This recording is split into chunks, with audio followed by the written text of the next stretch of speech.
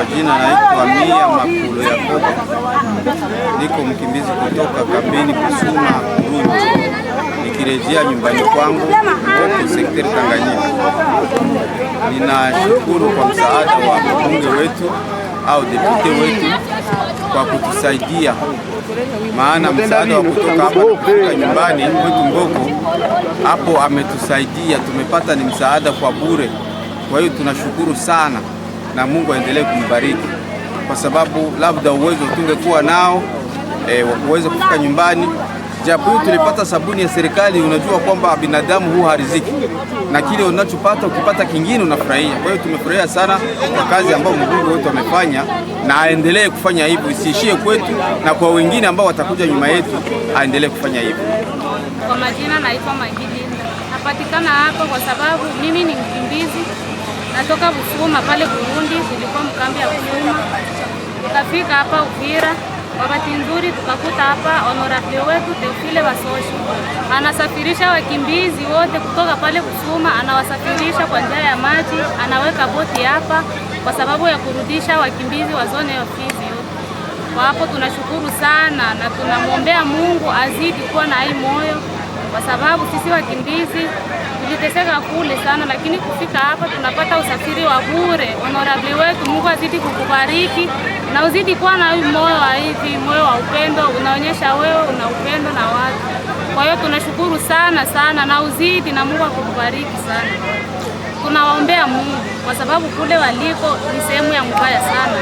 Tunawaombea Mungu azidi sana, hizi makomba zisikatike.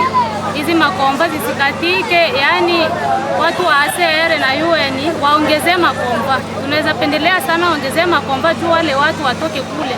Juu kule waliko ni sehemu ya mbaya sana, ni sehemu ya mbaya sana, ila nao nawapa moyo sana. Wakiongeza makomba na juu huko kuko usafiri wa bure.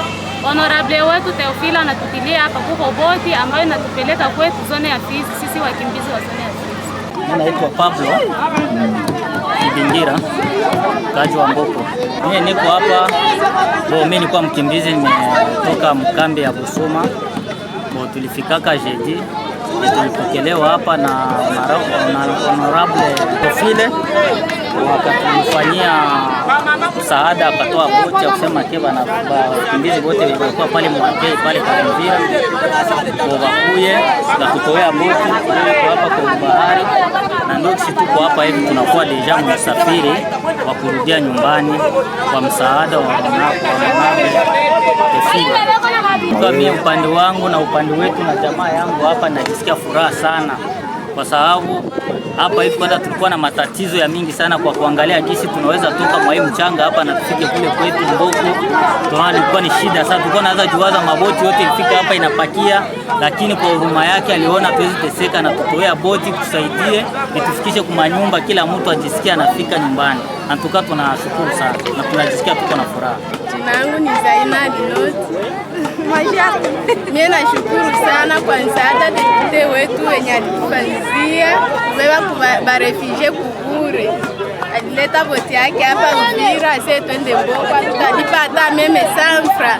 Tunashukuru sana sana na Mungu azidi kumubariki, azidi mara tena. Natoka kambi yenye inaitwa Busuma na leo naenda Mboko. Sikia tu sawa, furaha ikakuya sana moyoni mwangu, kafurahi sana. Niko na muombea tu Mungu amubariki na atapita hii mwaka, tutanichagua.